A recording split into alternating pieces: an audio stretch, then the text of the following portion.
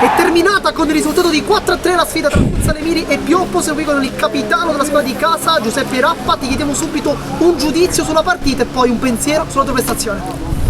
Niente, abbiamo incontrato una squadra tosta che per me potrebbe vincere il campionato perché ha tutti i requisiti per farlo. È stata dura perché appunto hanno giocatori di un'altra categoria. Complimenti a loro, però noi fra la fortuna e fra la bravura, che ci vuole sempre la fortuna, siamo riusciti a portare a casa questi 3 punti. Vantaggio iniziale, poi blackout, 3 gol subiti, secondo tempo invece perfetto. Cosa è cambiato?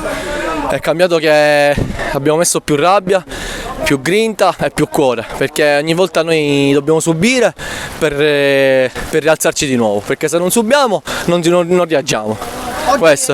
Oggi esordio per Sanso, Salerno e Pecoraro. Sì.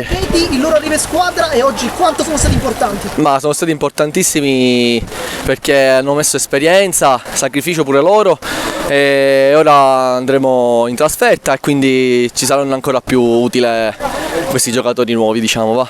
Prossima sfida contro l'Oratorio Cosme Damiano, come preparerete la partita e cosa ti aspetti? Niente, mi aspetto un'altra guerra, perché questo campionato di C2 è una finta C2, perché per me è un livello altissimo, quindi ogni partita è una guerra praticamente, ce la andremo a giocare.